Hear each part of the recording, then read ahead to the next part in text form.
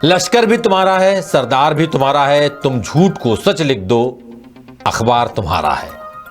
और इस दौर के फरियादी जाएं तो कहां जाएं, कानून तुम्हारा है, दरबार तुम्हारा है।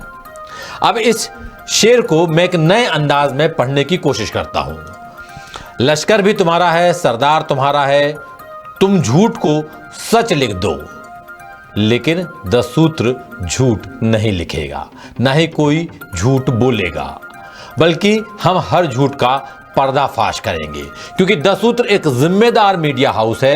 लोग हम पर भरोसा करते हैं, इसलिए जब जब जहां जहां सरकार और सरकारी सिस्टम की खामियां मिलेंगी, हम उंगली उठाएंगे, डंके की चोट पर सवाल करेंगे। और आज की रिपोर्ट में भी हम मध्य प्रदेश सरकार का लापरवाह रवैया उजागर कर रहे हैं। मध्य प्रदेश विधानसभा में मोहन सरकार का 5वां सत्र 10 मार्च से शुरू हो रहा है, जिसके लिए सत्ता पक्ष और विपक्ष के विधायक अपने अपने क्षेत्र की समस्याएं उठाने की तैयारी कर रहे हैं या कर चुके हैं। और इसी बहाने दसूत्र ने बीते चौथे सत्र में पूछे गए विधायकों के सवालों और सरकार के जवाबों की गंभीरता से पड़ताल की है, जिसमें पता चला कि न केवल विपक्ष यानी कांग्रेस बल्कि सत्ता पक्ष यानी बीजेपी के विधायक भी लाचार पड़ चुके हैं। किनके आगे? अधिकारियों के आगे। सवालों के जवाब में सरकारी विभाग अधूरे और गलत जवाब देते हैं। और ये हमारा कोरा आरोप भर नहीं है, बल्कि हम ऐसे कुछ सवाल और जवाब भी आपको बताने वाले हैं। देखिए भोपाल से दसूत्र के विशेष संवाददाता संजय शर्मा की ये रिपोर्ट।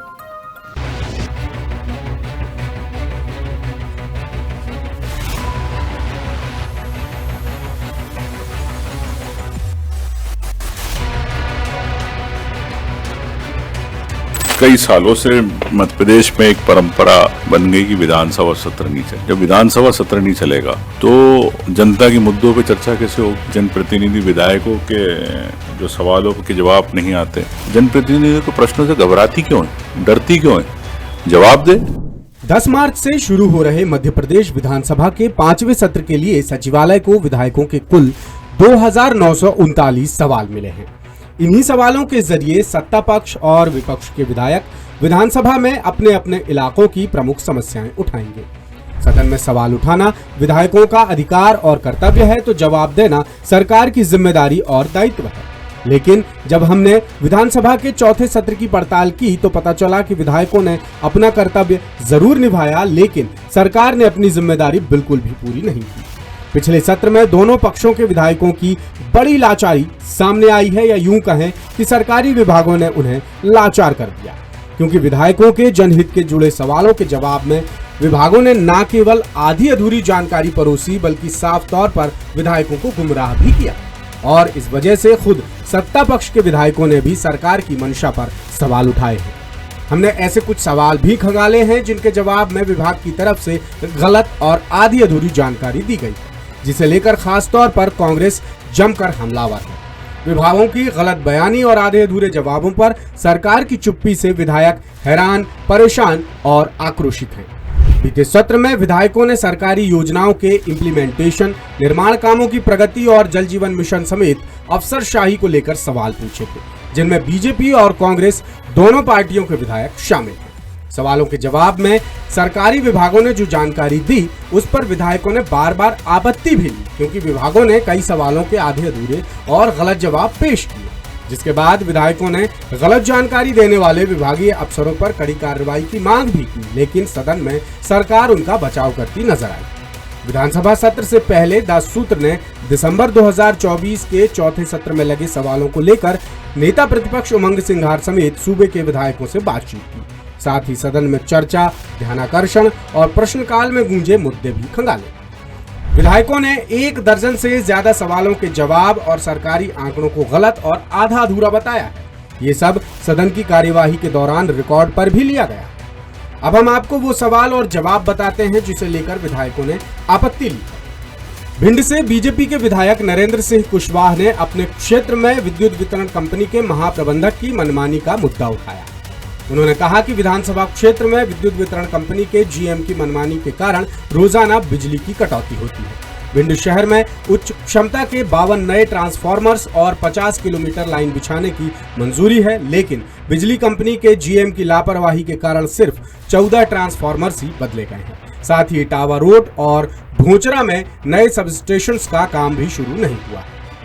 विभाग ने जवाब दिया कि भिंड विधानसभा के शहरी और ग्रामीण क्षेत्रों में कोई विद्युत कटौती नहीं की जा रही है।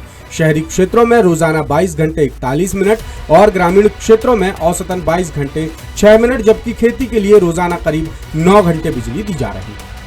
इस जवाब को विधायक ने गलत बताया। विधायक ने कहा कि हम चाहते हैं कि अधिकारी को सस्पेंड करें। 1 साल हो गया, हड़ताल हो रही है, धरना दे रहे हैं, एमडी से शिकायत की गई है, जिला योजना समिति की बैठक में प्रभारी मंत्री से भी शिकायत कर दी गई है, लेकिन कोई कार्रवाई नहीं हो रही है। आप असत्य जानकारी दे रहे हैं।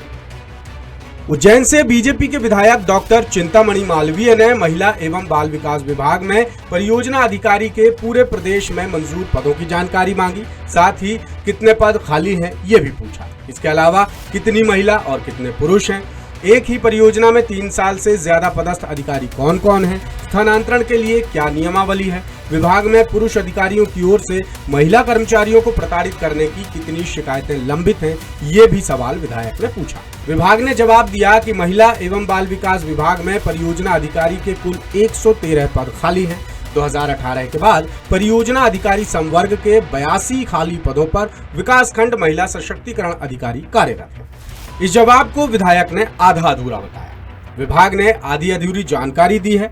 विभाग में पुरुष अधिकारियों की ओर से महिला कर्मचारियों को प्रताड़ित करने से जुड़ी लंबित शिकायतों की जानकारी नहीं दी गई है। राघवगढ़ से कांग्रेस विधायक जयवर्धन सिंह ने गुना के राघवगढ़ सरकारी कॉलेज के बारे में पूछा। उन्होंने पूछा कि गुना का राघवगढ़ सरकारी कॉलेज पोस्ट ग्रेजुएट स्तर का कब हुआ, इसे जीवाजी यूनिवर्सिटी से संबद्धता कब मिली, जुलाई के विधानसभा सत्र में पीजी स्तर का कॉलेज संचालित होने की जानकारी किस आधार पर दी गई। विभाग ने जवाब दिया कि राघवगढ़ कॉलेज स्नातक स्तर का है, इसका पीजी में उन्नयन नहीं हुआ। इस जवाब को विधायक ने गलत बताया और कहा कि ये जानकारी गलत है। सदन में गलत जानकारी देने पर किस किस अधिकारी के विरुद्ध कब और क्या कार्रवाई की जाएगी, ये भी विधायक ने कहा। भीकनगांव से कांग्रेस विधायक झूमा सोलंकी ने भीकनगांव विधानसभा क्षेत्र में बिंजलवाड़ा लिफ्ट इरिगेशन प्रोजेक्ट के काम के बारे में जानकारी मांगी। उन्होंने पूछा कि भीकनगांव विधानसभा क्षेत्र में बिंजलवाड़ा लिफ्ट इरिगेशन प्रोजेक्ट का काम कितना पूरा हुआ, सिंचाई के लिए पानी देना कब से शुरू किया जाएगा। इस सवाल के जवाब में विभाग ने कहा कि 98% काम पूरा हो चुका है, सिर्फ 2% काम बाकी है। विधायक ने इस जवाब को गलत बताया और कहा कि प्रोजेक्ट का काम साल 2022 में पूरा हो जाना था, लेकिन सवाल के जवाब में 98% काम पूरा होना बताया गया है, जबकि अब तक काम अधूरा ही है। ये सवाल पिछले सत्र में भी लगा था और विभाग ने जांच के लिए निर्देश दिए थे। बड़ा मल्हारा से कांग्रेस विधायक रामसिया भारती ने छतरपुर जिले में महिला एवं बाल विकास विभाग के तहत समूहों को दी गई राशि समेत अन्य चीजों के बारे में जानकारी मांगी। उन्होंने पूछा कि छतरपुर जिले में महिला एवं बाल विकास विभाग के तहत समूहों को 2022 से अब तक कितना फंड दिया गया है, मेन्यू में कौन कौन सी चीजें बच्चों को खाने के लिए दी जा रही हैं, अधिकारियों ने कितने दिन निरीक्षण किया है। इस सवाल के जवाब में विभाग ने बताया कि समूहों को 2022-23 में 15,41,76,000, 2023-24 में 15,60,51,000 और 2024-25 में 7,98,45,000 रुपए का भुगतान किया गया है। इस जवाब से विधायक ने असंतुष्टि जताई। उन्होंने कहा कि बच्चों के पोषण आहार पर खर्च राशि तो बताई गई, लेकिन ICDS मिशन की निगरानी के बारे में नहीं बताया गया। बीते साल भर से मिशन की कोई निगरानी नहीं की गई है, मैं जवाब से संतुष्ट नहीं हूँ। कसरावत से कांग्रेस विधायक सचिन सुभाष यादव ने पूछा कि मध्य प्रदेश में औद्योगिक इकाइयों से निकलने वाले वेस्ट और केमिकल के निपटान और पर्यावरण प्रदूषण की रोकथाम के लिए सरकार की कौन सी योजनाएं चल रही हैं। खरगोन जिले में नदियों में कहां और कितना प्रदूषण फैल रहा है, क्या निमरानी औद्योगिक क्षेत्र से नर्मदा नदी का जल प्रदूषित हो रहा है। इस सवाल के जवाब में विभाग ने कहा नहीं। इस जवाब को विधायक ने अधूरा और गलत बताया। उन्होंने कहा कि विभाग का जवाब असत्य और अधूरा है। कसरावत विधानसभा क्षेत्र के निमरानी औद्योगिक क्षेत्र में प्रदूषण नियंत्रण बोर्ड के मापदंडों का पालन नहीं किया जा रहा है।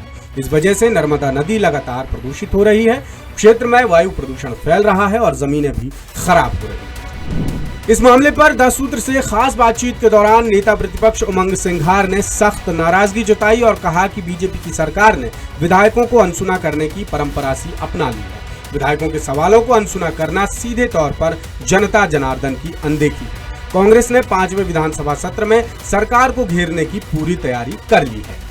कई सालों से मध्य प्रदेश में एक परंपरा बन गई कि विधानसभा सत्र नहीं चले। जब विधानसभा सत्र नहीं चलेगा तो जनता के मुद्दों पे चर्चा कैसे होगी? जनप्रतिनिधि विधायकों के जो सवालों के जवाब नहीं आते, कार्रवाई प्रचलित है, जानकारी देती, तो सरकार भारतीय जनता पार्टी की लोकतंत्र पर वोट तो चाहती है, लेकिन लोकतंत्र को जिंदा नहीं रखना चाहती। अगर सरकार चाहे तो कर सकती, लेकिन सरकार अगर कहती है कि हमने विकास किया है, फिर जनप्रतिनिधियों के प्रश्नों से घबराती क्यों है, डरती क्यों है? जवाब दे। दूसरी तरफ सिंघार ने विधानसभा सत्र में प्रदेश में बेरोजगारी का मुद्दा उठाने की बात भी 10 सूत्र से खास बातचीत के दौरान कही है। हम तो हमेशा युवाओं की बात करते रहते हैं। इतनी बड़ी इन्वेस्टर मीट हुई, क्या इन्होंने युवाओं को रोजगार की बात करी? एक स्टेटमेंट आया तो बता दें कि हम इतने लाख युवाओं को नौकरी देंगे और गारंटी। आज प्रदेश के अंदर कई उद्योग है, बाहर के लोग काम कर रहे हैं, भाई ठीक है, हम उनका सम्मान करते हैं, लेकिन यहाँ कोई पॉलिसी होना चाहिए कि 60% 70% लोग स्थानीय रहेंगे। ठीक है, आप 40% बाहर के ले रहे हो, लेकिन उल्टा हो रहा, 70-80% लोग बाहर के, 10-20% वो भी नाम के यहाँ। तो प्रदेश के युवाओं को रोजगार नहीं, उनको नौकरियां नहीं मिल रही, गलत परंपरा है। छात्रों के लिए हजारों पद खाली पड़े हैं हर विभाग के, लेकिन सरकार चाहती नहीं कि युवाओं को नौकरी देना। इसीलिए आज ऑर्डर कर दे मोहन यादव कि पीएससी को ये इतने 1000 पद खाली पड़े, इनको भरना है। लेकिन कब करेंगे मोहन यादव जी? युवाओं की बात करते 2 लाख नौकरी, अरे पहले भर्ती तो ओपन करो, तो जब युवाओं को नौकरी मिलेगी।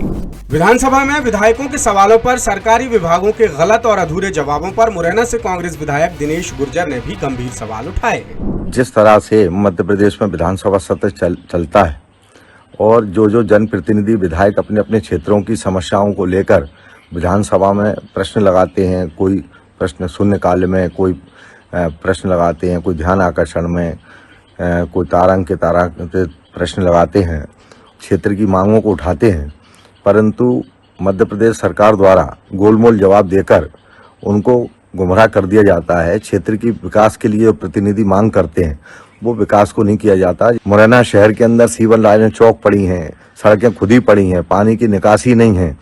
कई बार हमने विधानसभा के माध्यम से आवाज उठाई, पर उस पर भी आज तक कोई कार्रवाई नहीं हुई। अब विधायकों की नजर 10 मार्च से शुरू होने वाले विधानसभा सत्र पर है, जिसके लिए विपक्ष समेत सत्ता पक्ष के विधायकों ने भी सरकार को घेरने की खास तैयारी की है। लेटेस्ट, इन्वेस्टिगेटिव और इन डेप्थ खबरें देखने के लिए ज्वाइन कीजिए 10 सूत्र का व्हाट्सएप चैनल, सब्सक्राइब कीजिए यूट्यूब चैनल, लाइक कीजिए फेसबुक पेज और पढ़ते रहिए वेबसाइट www.dasudr.com।